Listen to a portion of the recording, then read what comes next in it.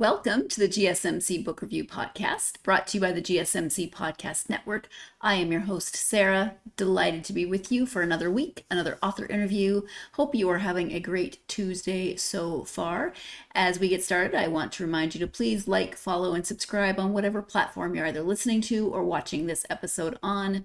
Helps the algorithm, helps the podcast, gets it out to more readers such as yourselves. It's greatly appreciated. Also appreciated, if you are of a mind to, is if you want to go to gsmcpodcast.net and leave a donation or a tip of some kind, you can do so. It not only helps this podcast, but the network as a whole. I say it every time. Hopefully you hear it every time, but every bit of support that you give, have given, will give this podcast is greatly appreciated by me, by the network, especially by me, though I really appreciate all of the support I've gotten over the years. Whether you've been with me from the beginning, whether you're just finding the podcast now, welcome. I love having you. I love hearing from you. So you see the link playing next to me, gsmcpodcast.net. It's going to scroll along throughout the episode as well. So please head over there and leave a donation, leave a tip. Leave a comment or a question. I'm happy to answer or engage with those comments as well. So once again, gsmcpodcast.net. And how is your week going? How was your weekend? If you celebrated the 4th of July, how was that? Did you get a long weekend? Not everybody did. If you did, awesome. I hope you had a good time. I hope you were safe.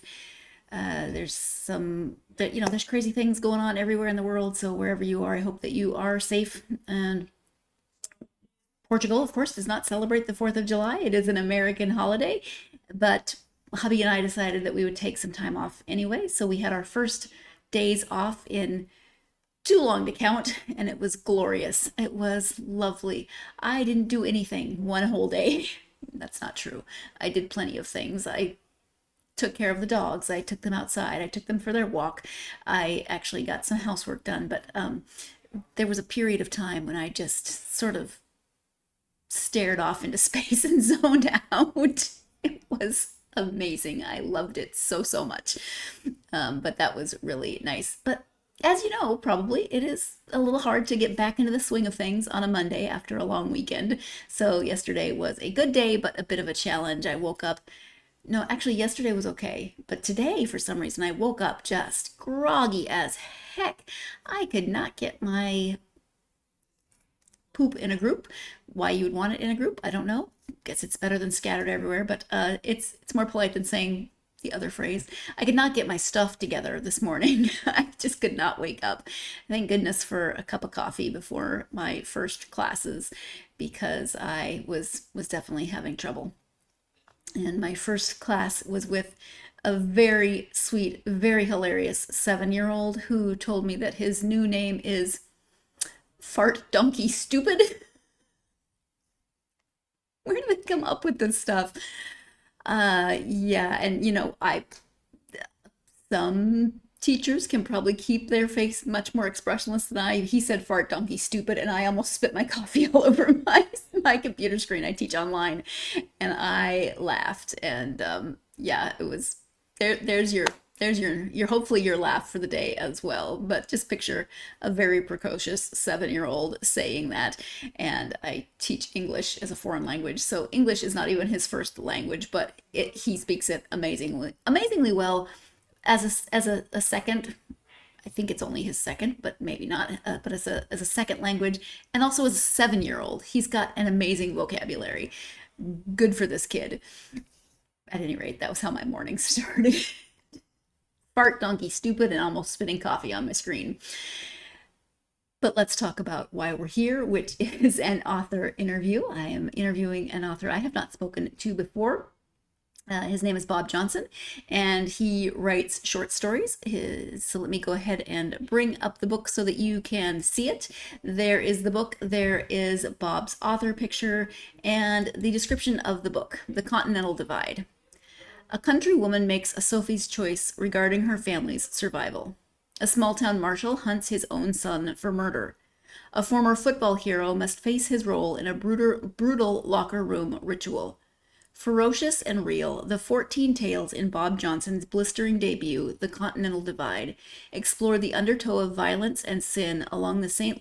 Lawrence Divide in northern Indiana, where men, women, and children struggle to find their way in the darkness of the divide. Again, that is the description of the Continental Divide. It is short stories. It is 14 short stories. You probably gathered from the description of that book that these are not all light and happiness and rainbow and sit down and have an easy feel-good moment. They are a little bit more on the complicated, darker side of things. There are some trigger warnings that you should be aware of. Not so much for our conversation, although sexual assault is referenced in this conversation and violence is referenced in this conversation, nothing graphic, but there are those things in the book. So please, I say this, I don't know your trigger warnings, but I like to prepare you, make sure you're aware of some of the content before you go into this book and maybe into this interview. As I said, nothing graphic, some references, not a lot of conversation, but those conversations do happen in this interview. These stories are very well written. Bob has the ability to really bring characters to life and get you involved in their story and understand what's going on with them in a very small space of time, which is a great thing to do in a short story because, of course, it's not a novel. You don't have as much time. These are not, as I said, some short story books collections, you want to sit down, grab your book right before bed, read a story, it's good. Now, your brain may enjoy dark fiction before you go to bed, or it may not. But that, for me, not necessarily the time that I want to read right before I go to bed, because there are some pretty heavy topics in this book. But as I said, Bob's writing is really great, and the way he crafts the stories, the way he creates the characters, I was very impressed with throughout the stories. I'm going to stop talking about the collection. I'm going to let Bob talk about the collection and writing in general. So once again, this is his debut collection of short stories, his debut published work. The book is called The Continental Divide. The author is Bob Johnson. Hi, Bob, and welcome to the podcast. Well, thank you very much. Happy to talk to you. Thank you for being here. I'm excited to have you. We're going to talk about your collection of short stories called The Continental Divide. But before we do that, if you wouldn't mind just taking a few minutes to share a little bit about yourself so my listeners can get to know you a bit. Well, my name is Bob Johnson, and I live in South Bend, Indiana. I live in right here. I'm retired from pretty much most of my career was in commercial television, but I also taught high school and college. Taught high school and college here in Northern Indiana. And I have an MFA from the University of Iowa Writers Workshop. And I have been writing pretty much nonstop since I retired from my TV job. Wonderful. Mhm. And so one letter different, and you have the same name as my fifth and sixth grade teacher. So when I see your name, my brain automatically says Mr. Johnston with a T. Oh, well, just to keep you, maybe to keep you on your toes, I'll scold you every now and then during Okay. this show. You, Is that essay done? yeah. No. Oh, there you go. Yeah. So as I've been getting ready for this interview, I keep thinking, oh, that's a memory from a while ago. But hmm at any rate, as I said, it is a collection of short stories called The Continental Divide. Can you just give an overview of the collection? Well, it's 14 stories, all based in northern Indiana, near what is called the St. Lawrence Divide, which is a east-west um, continental divide where the water that lands on the north side flows ultimately to Lake Michigan, and if it lands on the south side of the divide, it gets ultimately to the Gulf of Mexico. And most people don't know about the St. Lawrence Divide. I sort of didn't either until I found myself driving past a sign every day, almost every day of my life, that announced that I was cresting the north-south Continental Divide. Most people think of the Continental Divide as being the um, through the Canadian Rockies, Hmm. rather through the Rockies that and the water that falls on the west side goes to the Pacific and vice Right. versa to the Atlantic. But there are other such divides in the country, and the St. Lawrence Divide being one of them near where I live. Yeah. And that's actually brought up in the first story that one of the characters talks about the Continental Divide, and that it's actually in his grandmother's backyard. Um, did you start with the title, or did you choose the title after writing that short story? How did that come about? Well, you mean for the For story the or for the collection, collection? for the collection. I chose the title for the collection after I had written the story. As I was ordering things in the book, it seemed to me that starting with the Continental Divide story as my first story in the collection seemed smart.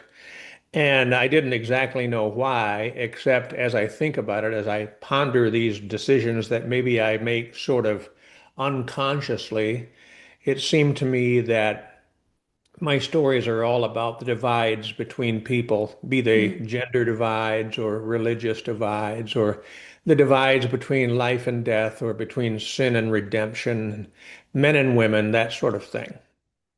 Yeah. And so was that a conscious or unconscious decision as you were writing the collection? Like, did you have that in the back of your mind as kind of a tie-in for the stories, or no?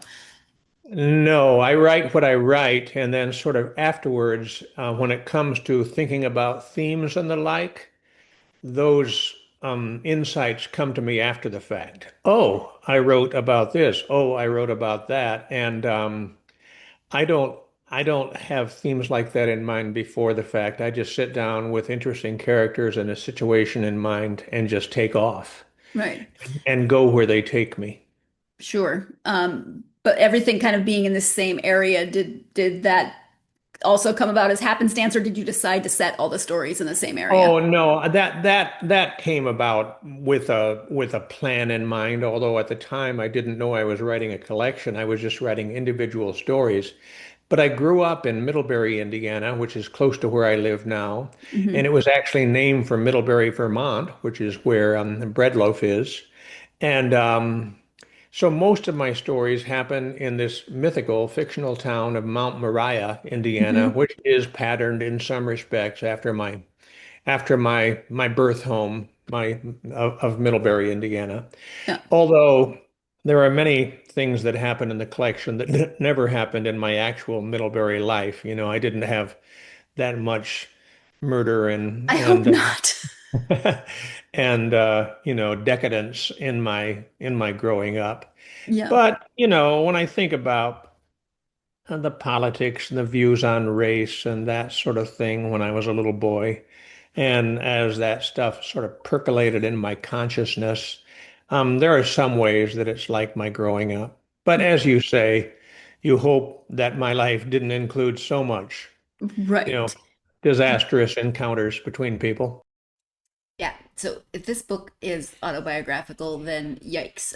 Thank goodness that this is not based on actual events, but just, moments or things that Bob was thinking of in terms of how he grew up, where he grew up, etc. Because this is 14 short stories and a lot happens in all of them. So, whew, thank goodness. Um, also, I mentioned at the beginning of the interview my teacher, Bob Johnston, and I was just thinking about Mr. Johnston. It's been years, and I still think of him as Mr. Johnston. He and his wife both taught the same grade. Let me back up. I went K through 12 in one building. I did not change schools. One building. Kindergarten through sixth grade on one side of the cafeteria, seventh through 12th on the other side of the cafeteria. Very small school. And Mr. and Mrs. Johnston taught fifth grade. They then moved up to sixth grade with my class. So I had them for 2 years, and I had Mr. Johnston for 2 years. I cannot call either of them by their first name. I cannot call them Bob and Diane. I can say, oh, the last time I was home, I told my mom, oh, I saw Diane Johnston at the store today. But no, if I'm referring to them, it's either Diane Johnston, Bob Johnston, or Mr. Johnston and Mrs. Johnston. So this was very interesting. I kept in my head thinking of my teacher when, as I told Bob in this interview, I can call this Bob Johnson, no T. I can call him Bob. I cannot call Mr. Johnston Bob, even in my head, and it has been more years than we're going to talk about. You know how old I am. I told you on my last birthday, but yeah, that was random. It was random at the beginning of the interview. Word of the day, random. But you get that a lot with me already. You already knew that. Let's go ahead and take our first break of this episode. When we come back, we'll be talking about what draws Bob to writing short stories, especially short stories on the more complicated, maybe darker side of fiction. You're tuned into the GSMC Book Review Podcast, and I'll be right back. I feel like I'm losing my mind. Is everybody in the world blind? Please, Lord, give me a sign, a sign. I feel like I'm losing my mind. Is everybody in the world blind? Please, Lord, give me a sign, a sign. I wanna be the greatest. Everybody on the fake shit. I look around and feel like everybody is the fakest. I make this every day and I'm impatient, hoping one day I blow up from the basement. Statement, the top is so vacant. I don't hear shit that I think is amazing. Waiting for my day when I'm playing sold out shows for 1,000 faces. Hey, give me that crown, get in my way and to be put down. It ain't your place, all this my town. If I want that shit, then I'll get it right now. I'm losing it, the noose it fits, some losing shit, a stupid myth. You choose to live or choose to dip, you choose to fight or lose your grip and lose a gift. I feel like I'm losing my mind. Is everybody in the world blind? Please, Lord, give me a sign, a sign. I feel like I'm losing my mind. Is everybody in the world blind? Welcome back to the GSMC Book Review Podcast and my conversation with author Bob Johnson. As we get back into this second segment, your second and final reminder that if you would like to leave a donation or a tip, if you want to replace the coffee that I almost spit all over my monitor this morning, you can do so by going to gsmcpodcast.net. There, of course, you can leave that donation. You can leave me a tip. Helps not only the podcast, but the network as a whole. Greatly appreciated.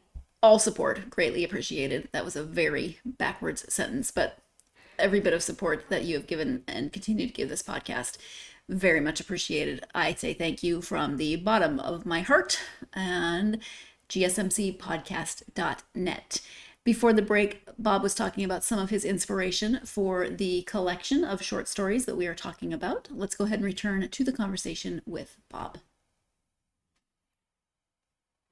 And you talk about the divides between people, which really is at the heart of a lot of the stories. But they tend to be a little bit more on the darker side of Yes. fiction. So what do you think draws you to writing more darker short stories? I I don't know. I mean, okay, I mean, I'll take some stabs at it. I grew up kind of ADD and was never a very good student.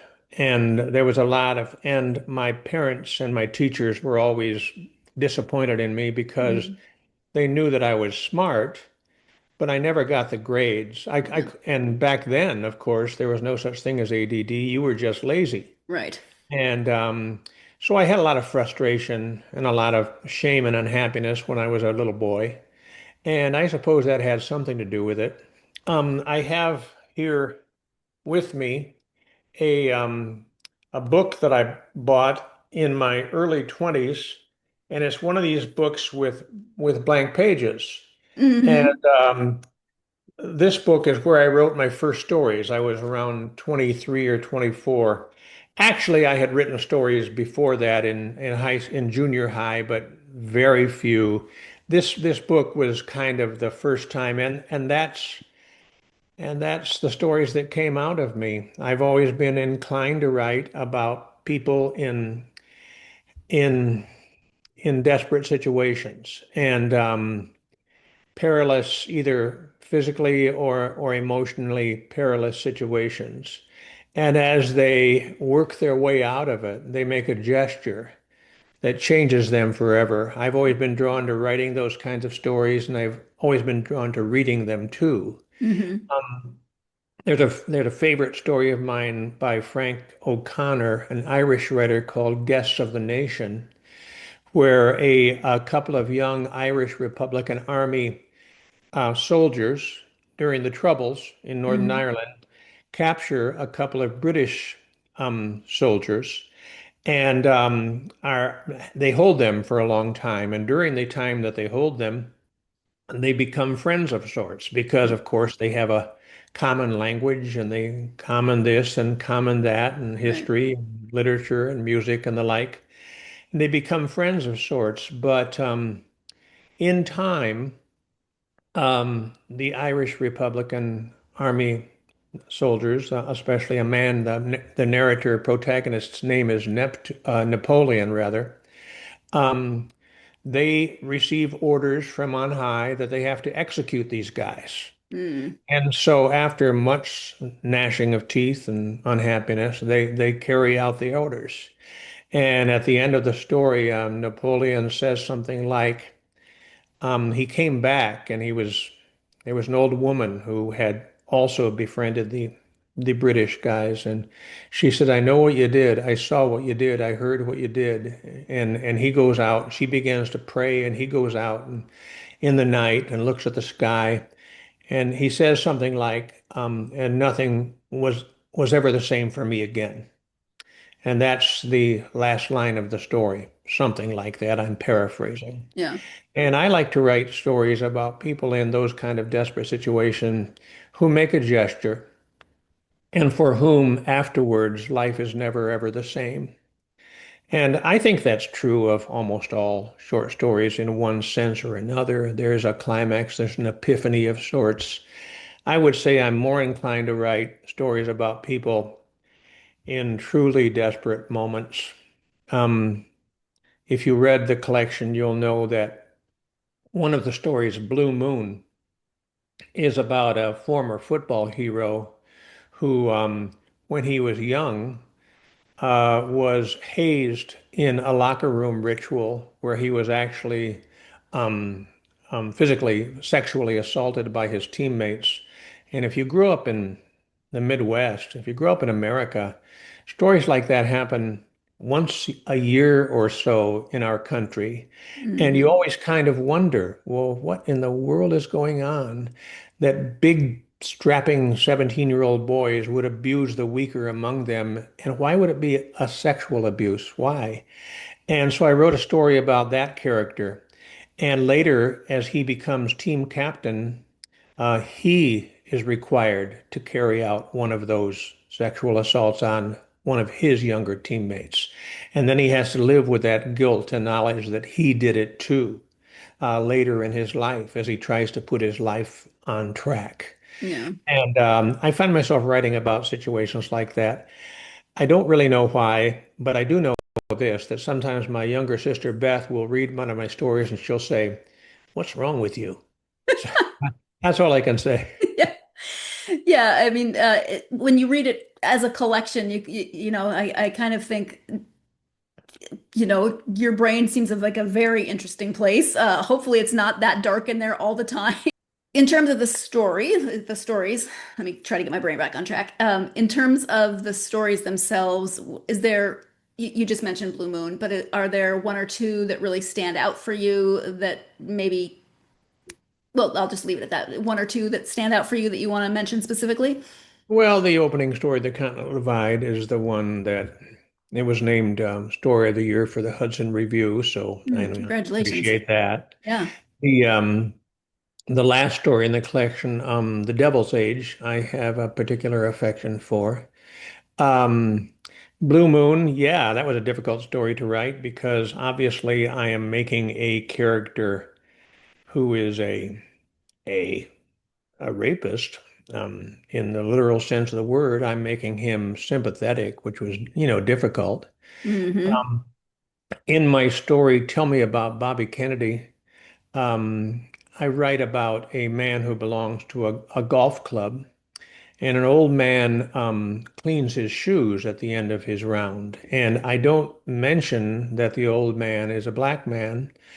I don't say that, but it's pretty obvious from the way they talk to each other that he is. Mm-hmm. And I had to kind of dance with that subject too, because I didn't want to suggest that the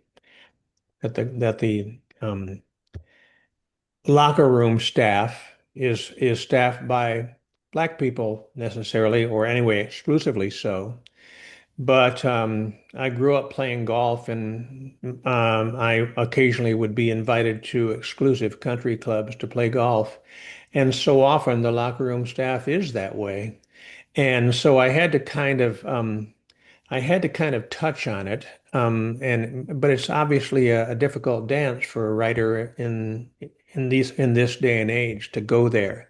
So I mostly alluded to it rather than saying that he was a black man. So you have those struggles Mm-hmm. as you write in modern America. Yeah. Any stories that felt more challenging than others, but whether technically or emotionally?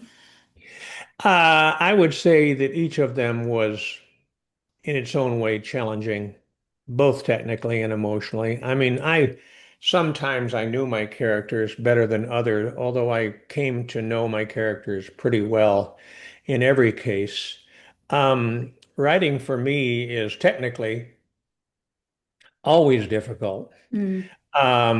Sometimes I find myself just speeding along like I don't even know exactly who's moving the pen. Mm-hmm. Or the keyboard, if you will. But other time, there's famously, it's famously said that the music poured out of Mozart, he couldn't even keep up. Mm-hmm. Whereas Beethoven, it was a laborious note by note slog. And I would say that I'm more Beethoven than I am Mozart. Mm-hmm. Although when I say that, people go, "Oh, you're Beethoven, huh?" So, and here I just said it in a podcast. Well, Must be true then. yeah. You probably saw me roll my eyes just then. That was not at Bob. That was at. I could just hear the tone of the voice too. Oh, so now you're Beethoven. No, listen to the story. It was talking about Mozart and the way things just came out for him. Things just flowed for him versus Beethoven. Really struggled, worked on every note. Doesn't mean I am Beethoven. Doesn't mean I'm saying I'm Beethoven. Some people would say it just as, kind of a quirky aside. Some people would actually be rude about that stuff. Oh, so you're Beethoven. Yeah. Don't be that person. That's my soapbox for this going into the break moment. Let's go into that break. When we come back, we'll be talking about character development, writing characters in short stories versus character development and writing those same characters maybe in a novel. You're tuned into the GSMC Book Review Podcast, and I will be right back.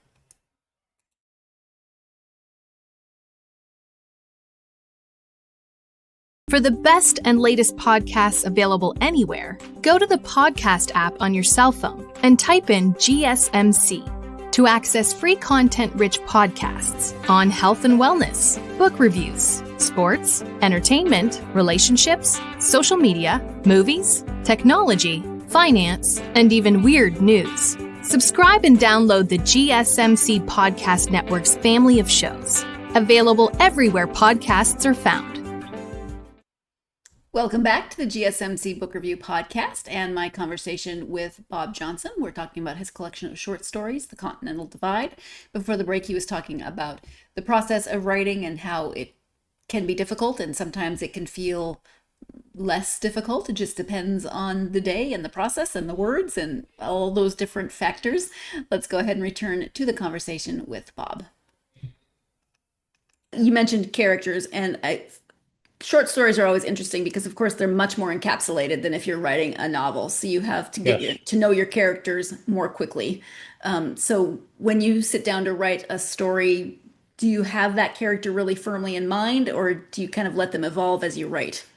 The latter happens. Sometimes when I begin, I don't have a sense of the character. And I don't know if this will make sense to you, but as I'm writing that character at that stage, I kind of feel like I'm just making stuff up. I'm Mm, just writing, I'm putting words on the page, but they're not words that come from anywhere. I mean, they come from my brain, but they don't come from anywhere beyond my brain. As I get to know the character, the words begin to spill out on their own as the character begins to speak through me. hmm. And that's when you realize, that's when you know that you're doing good work, when the character kind of takes over and surprises you. Yeah. And that's my favorite time of writing, but it doesn't happen all the time. And I don't know if it makes sense to you, but when I say that before that happens, you just feel like you're making it up. You're Mm, not, you're just putting one word after another. And yeah. sometimes you kind of have to do that for for the wheels to get greased Right. and for things to begin to move smoothly. Yeah. You have to start And, somewhere and, to kind of and, you, kickstart the and, you, process. and you wait for it. Yeah. But Flannery O'Connor, who I quote all the time, um, she writes, she wrote in her book of essays, Mystery and Manners, that she figures that if she begins to write about interesting characters, then something interesting is bound to happen. Mm, I don't usually begin as clueless as that as to what's going to happen. I generally have a sense of what the tension is going to be and what potential um, back and forth, the fighting or the will be. hmm. Um, I don't just begin with interesting characters and let them take me where they will. Maybe I'm just not confident enough to do that. I feel like I have to have something to go on before I start. Hmm. Sure. I mean, everyone's different and everyone's process is different. So Sure. you've Yeah. got to do what works for you. Um, Yeah. do you have a favorite character from this collection? Oh, probably Edith from the first story Mm, from the Continental Divide. Edith, I don't want to give away too much, but no. Edith is the mother of a of a ex-convict LT who went to the penitentiary for meth sales and for something called indecent indecent something or other. I don't remember exactly what it was, but Can't remember the phrase you used either. yeah, but he's a bad guy. Yeah. And Edith also comes from like her husband is dead. He's only known in the story as the Mister. And the Mister was obviously something of a bad guy. Yeah. And Edith has a grandson, Wallace, who was tied up in meth cooking with LT. And Edith is deeply loyal to her family and to her blood, but Edith has to make some decisions about whether or not the family will continue in its nefarious ways. Hmm. And her struggle, the place that I was about to say, the place that I put her, the place where life puts her, is sort of untenable. And I guess that's as far as I'll go. Yeah.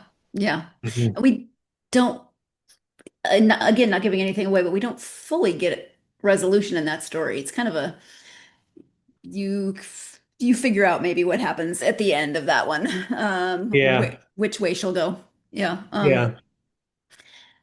Um, how do you know when a short story is done? I always like to ask this question because again, it's slightly different than a novel, much more compact. Well, I used to start a story with the ending in mind, and I would sort of drive toward that ending. When I was young and was just beginning to write, I would sometimes come up with the last line of the story, and Mm, I'd drive toward that last line. I don't do that now. I am more inclined to be surprised along the way. When it's done, for me, is just kind of instinctive, because almost always someone who reads a story of mine will say, I wanted more. I wanted to mm, know more. mm, And I like leaving them wanting more. I like leaving them maybe doing some of the work themselves to fill in the blanks after the fact. Yeah. I had a writing teacher at Indiana University. There was a professor there named Leonard Michaels, who was a short story writer and novelist. And I remember him saying that the writer's job is to throw the football down the field, but the writer's job is not to run down the field then and catch it. Mm. Writer's job is to throw the football, and the reader has to catch it. And he didn't mean that you have to be mysterious and oblique in your prose, but the reader has to. The reader is somewhat complicit in what unfolds, and the reader has to think and work Right. along the way too. Right. And if you write every adjective, if you explain everything, Yeah. then the reader doesn't have to do anything but sit back and watch, Mm-hmm. which is what we do when we're watching, you know, TV shows. Yeah. Yeah, or you know, the reality shows. There isn't any mystery. It's just we wait for the bad guy to get it, and we know that he will. Yeah. Yeah. Hmm. Somebody, one of the authors I interviewed, I can't even remember his name. That's terrible, but he gave me one of the more helpful ways of looking at short stories for me, and that he thinks of short stories as something that you see out of the corner of your eye. You just catch a glimpse of something. You don't get that full picture. Um, No, you can't. You can't because, well, my short stories are usually in the neighborhood of 5,000 words.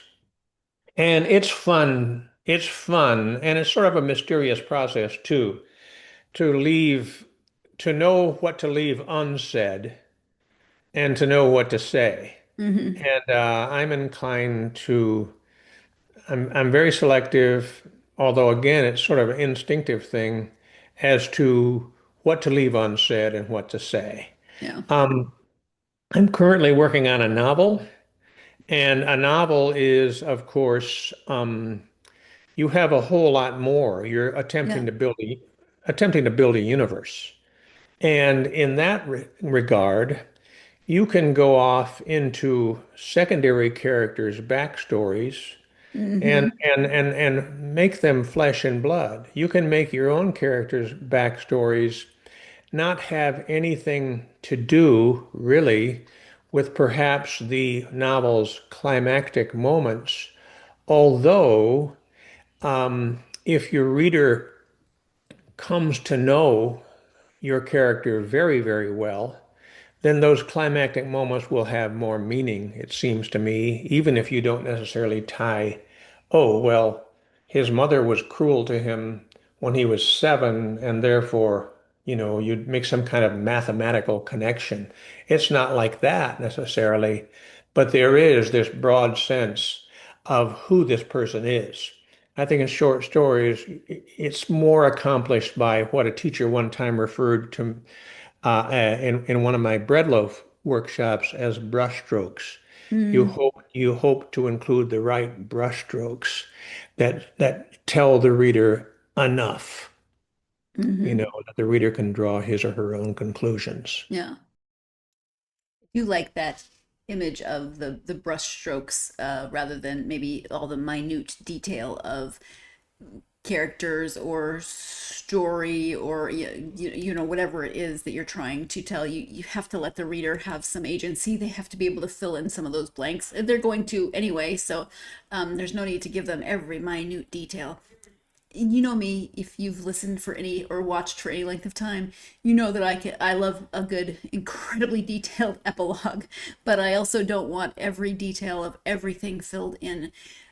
20 pages describing a tree. I don't need that. Or whatever minute detail that is. So I think that was the brush strokes is a very good way of thinking of some of that. But we're gonna go ahead and take our next break of this episode. When we come back, we'll be talking about some more of those things that are kind of instinctual for Bob for writing, especially in terms of novels versus short stories. You're tuned in to the GSMC Book Review Podcast, and I'll be right back.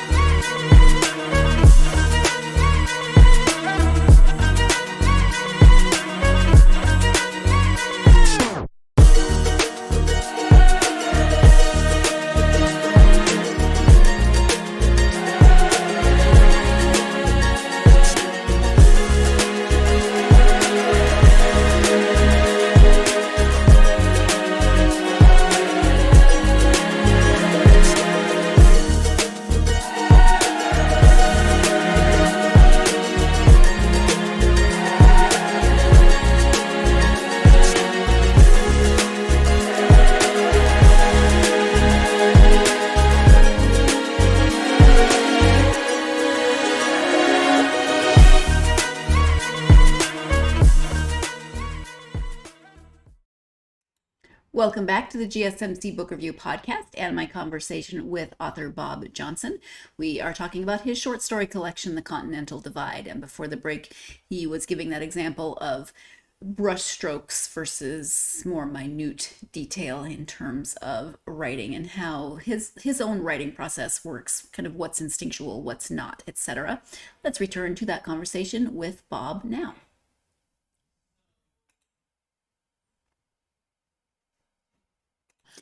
Is that also instinctual when you're thinking of a story, deciding, is this a short story or does this the potential have to be a novel? Is that a process for you or instinctual? I've never written a novel before. Okay. I've only ever been a short story writer. I don't know if you know this, but my collection was reviewed in the New York Times. Mm. And after that, by the short story writer Stuart Dybek. And after that, I got an agent.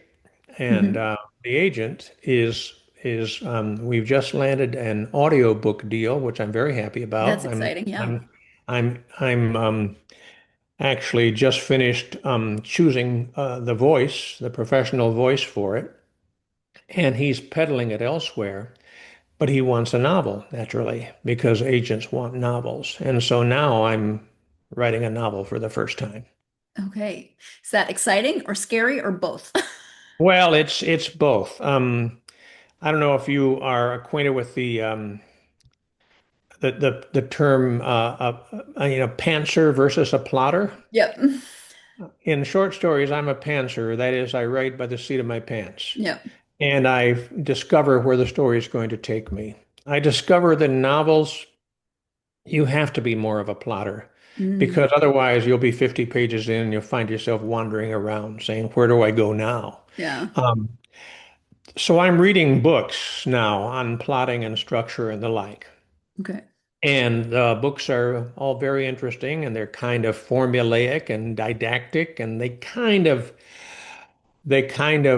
chafe against them because like Jane Cleland's book on plotting and structure, she says things like your first, she calls them TRDs, twist, reversal, or dangers. Your first TRD in a 300-page novel should happen around page 80. Well, I rebel against that. Don't tell me where to, but I see what she means. Yeah. And of course, she's not insisting on page 80. But, a 300-page novel, 80 pages in, that is a percentage of the way. Yeah. I have a friend who writes screenplays in Hollywood. He was actually the Oscar-nominated adapter for the movie Chocolat. And when I mentioned that to him, he says, "Oh yeah," he says, screenwriters think that the first big reversal, etc., needs to happen around minute 23 or something like that, Right, or minute 13 or something. Well, I'm not used to writing with that kind of formula in mind. Right. But I think I sort of have to now as I'm taking on a novel. It's a different way of thinking too, because short stories, not 80 pages in their entirety. So you are not Exactly. used to creating 80 pages of story before having some sort of TRD. Yes, exactly. Yeah. You've been writing for a long time, as you mentioned, but what was that final push that made you decide now is the time to write for publication? Well, um, I mentioned, I don't know if I mentioned I retired from Hmm. TV. Um, when I was a young writer, I got a chance to go to Iowa, and I was very, very green. I'd only written a few stories, and I'm surrounded by all these Yale geniuses, and Hmm. it was a difficult time for me, although it was very fruitful.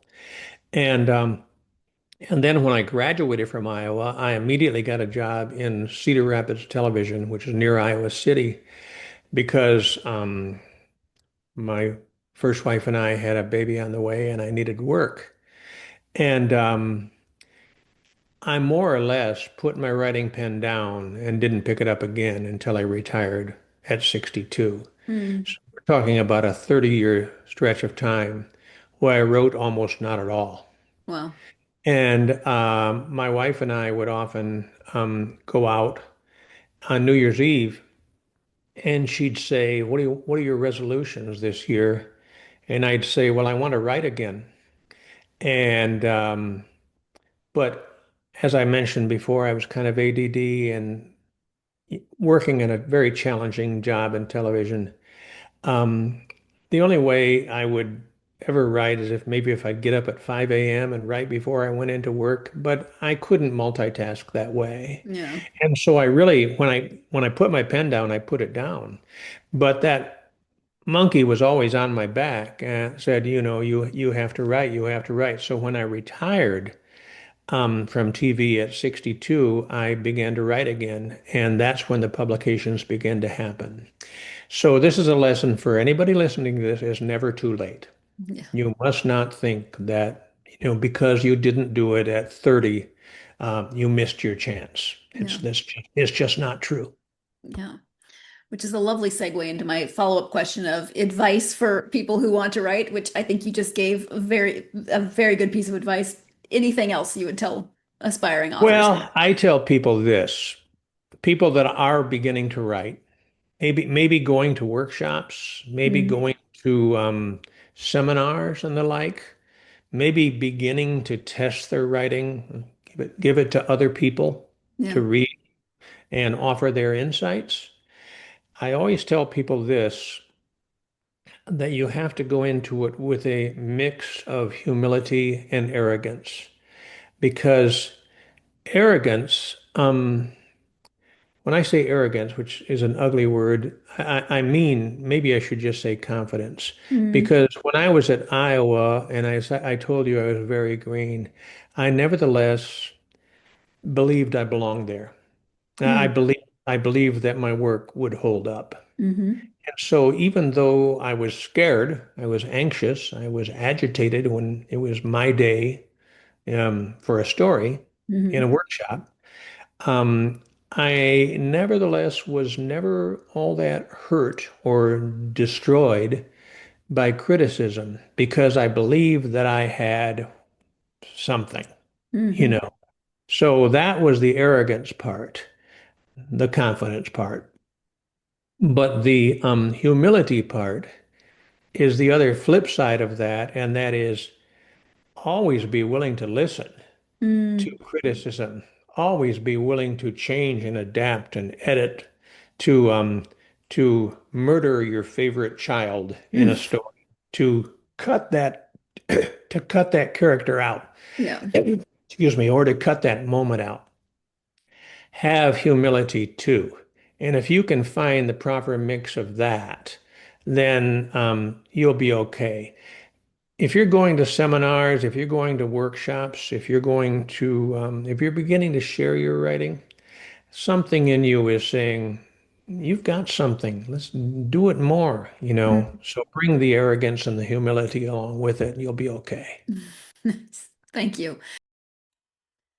So I personally like the word confidence better than arrogance, but that's just me and my own personality. I think It's whatever word. When you take time to read, sorry about that. I think it's whatever word gives you the boost you need to have that moment of, yes, I should be here. Yes, I have this work that I am proud of and I want you to see it, etc. So arrogance, confidence, either way, if it gives you the boost you need, go for it. We are going to take our final break of this episode. When we come back, what does Bob read in Bob's spare time? You're tuned in to the GSMC Book Review Podcast, and I'll be right back.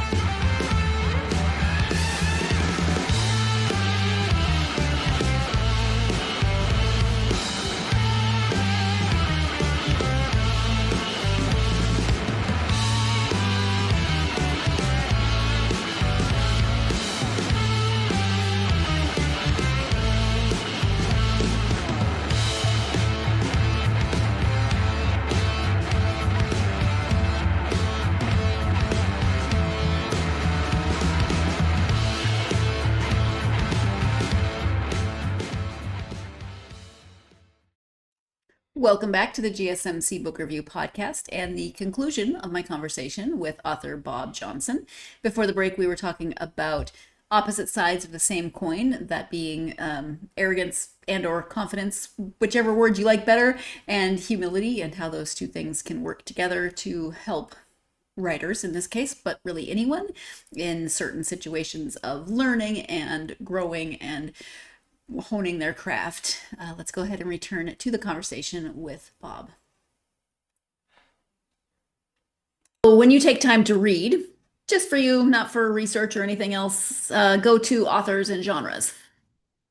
Well, I read a lot of short stories, obviously. Sure. And I mentioned Flannery O'Connor, and I read a lot of the greats. I find myself always turning back to John Cheever and Alice Munro, although Alice Munro has been more difficult of late to read for reasons that maybe you know about. The Dennis Johnson collection, Jesus' Son, I like very much. I'm reading novels too. I'm reading right now something called by Ann Beatty called The Blind Assassin. And the reason I'm reading a novel is because I'm trying to write a novel and I'm trying to get the feel for it. And it definitely is, as I said, there's definitely a universe building that I'm not used to doing. Mm-hmm. But I need to associate myself more with that.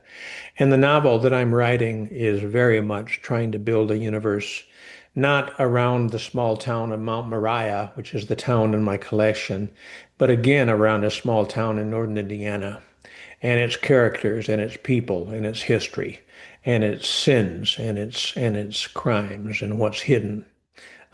Anyway, I'm writing the kind of novel that Bob Johnson would write. Well, that makes sense because who else is writing it? Exactly.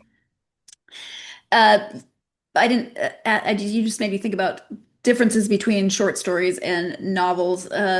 More research for the novel, or do you do a lot of research for short stories? I don't do a lot of research for short stories. I mean, I always want to make sure that my details are correct. If I'm writing about a fisherman, or let's say my father used to collect arrowheads. Mm-hmm. You know, he'd walk down to the river behind the high school in Middlebury, and along the way, his eyes would always be on the corn furrows, in the fields that we walked through, Mm-hmm. and he'd always be looking for arrowheads. Well, if I'm going to write about him doing that, I probably want to make sure that I know about the arrowheads that he finds. And obviously, it wouldn't be him, it would be my character's father, Right. it'd be somebody else. But I'm not going to misrepresent the the American native relic. Right. I'm gonna get it right. Yeah. So in that sense, I do some research, though not a whole heck of a lot, because the story doesn't usually demand it. But Mm-hmm. if I'm writing about this Vietnam era high school bunch of guys in my novel, um, I find myself saying, "Was that timeline correct? Well, Yeah. wait a minute, was that battle? Is that in fact did um did the Tet Offensive happen in 68 or 69? I have to be Right. sure about that. I can't get it wrong. Yeah. I'd look like an idiot. Yeah. So yeah, I'm doing a whole lot more research. Sure. Hmm. Makes sense. Yeah. Especially with anything historical, you want to make sure that you're not Yeah, yeah, jolting the reader out of the moment by saying something completely bizarre. yeah, Um, exactly. yeah. I had a at Iowa, there was a student in my class who was notorious.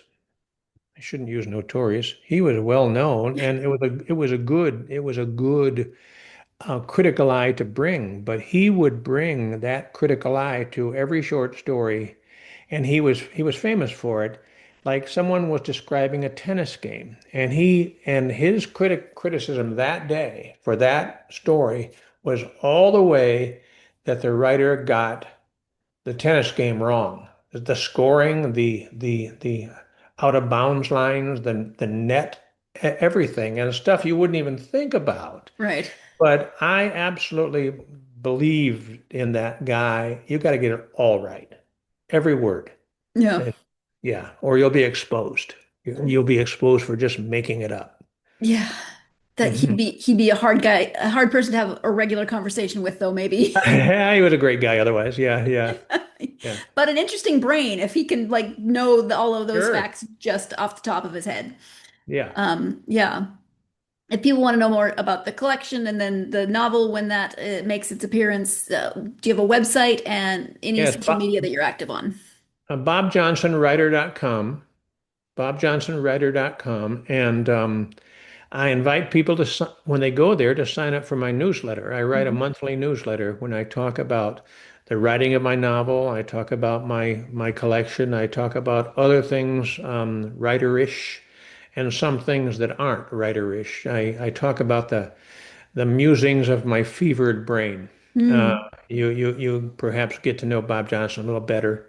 And then I'm on Instagram as writer RLJ, and I'm on Facebook. I'm on Blue Sky. I think if you search Bob Johnson, you'll find me. Okay, perfect. Thank you. Hmm. Bob, is there anything that we haven't covered that you want to make sure that you highlight or mention at this time? Um, well, you can buy my book, obviously, on Amazon, on my website, on Barnes and Noble. And if you buy my book and like it, I invite you to leave a review Mhm. because I'm sort of a compliment hog. I tell people if you don't like it, don't leave a review. But Yeah. yeah, But it's more than that because authors live and die by the algorithm of those reviews in terms of where their book is placed on yes, Amazon. exactly, So, exactly. yeah, Yeah. it makes absolute sense. Well, Bob, thank you so much for taking time to talk to me today about writing and the short story collection. I really appreciate it. Well, I enjoyed it very much. Thank you. Thank you again to Bob for joining me to talk about his short story collection. As I said, so well written and such intricately crafted characters. If you're a fan of short stories, you may want to check out this collection. As I said at the beginning, it has some tougher elements to some of the stories, so be forewarned. If you have any trigger warnings, content warnings, be aware that there are some very difficult subjects discussed in some of these stories. But as Bob said at the beginning, it is really about these stories are really about relationships, the divide between people and those relationships, the divide in our lives sometimes that happens when there's a defining moment where there's the before and the after of that defining moment. Lots of compelling points of interest, points of jumping off points of conversation for these stories. So if you, as I said, are a fan of short stories, if you like short stories that are a little bit on the more emotional, darker fiction side of things, then this would be a definite collection that you will want to check out. Just, think about it before reading before bed. You might have some very strange dreams. Maybe not. Some people, no problem. Lots of things they can do right before bed. Watch horror movies, books about horror, short stories that are darker on the darker side of the fiction world. Me, I get really weird dreams. But if you are able to do that, and then go for it. But definitely check out this collection. Thank you once again to Bob for joining me. Thank you, of course, to all of you for joining me. It's greatly appreciated always. I hope that you will join me next time. And by next time, I don't mean next week. Somehow, once again, in the space of, is it less than a month? I think it's right around a month. I have another free weekend. There's not an author interview scheduled. And this time, last time I know what happened. This time I am not sure what happened. I'm not sure how that gap got created in my schedule. That is a very rare occurrence. So to have it twice very recently, very close together, strange. All of that is to say that the next interview, if things go well next week and they're not too crazy, it's a possibility. There could be an episode that is not an interview, but the next interview will be something a little different. So G.T. Carber will be joining me to talk about his Myrtle series. And yes, A, I keep thinking of the name Myrtle, but B, I keep thinking of, you've seen David Tennant say the word murder, really rolling those R's. I keep hearing the word Myrtle. I'm not going to attempt to do David Tennant's accent whatsoever, but I keep hearing the word Myrtle in that accent. So, but this is something very different. A book the type of book I've never had on the podcast before. So I'm looking forward to speaking to GT when he is here. These are puzzles. There's a lot of logic involved, which means I'm going to be terrible at them. I am terrible at logic puzzles.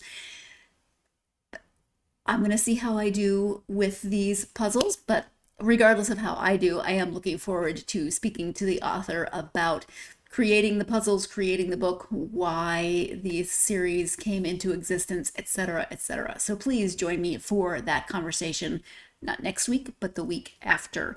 So I don't even know what today is, the 8th plus 14. So what, the 22nd should be that interview if my math is correct, and don't trust my brain today. I hope you are having a good week. I hope that it's off to a great start, especially after a 4-day weekend or a 3-day weekend or a long weekend, whatever it was that you had. See, brain, math, not combining. But I hope you're having a good week so far. Whatever is going on in your week, if you're still struggling to get back into the work week after a long weekend, if you didn't have a long weekend and this is just business as usual, whatever it is, I hope there's reading involved in your week, lots and lots of reading, because as always, my wish for you is that you have so much time. That would be wonderful, as much time as you could possibly stand up to get yourself lost in a good book. That's my wish for you. Good luck with that. Thank you so much for joining me, and I will talk to you next time. Mm-hmm. Mm-hmm. Mm-hmm. Let's go. I wake up to a little bit of drool on my pillow, feel like it's gonna be a bad day. Yeah, I'm tired of shit, and the coffee ain't hit yet, damn, ain't that great. I don't wanna go to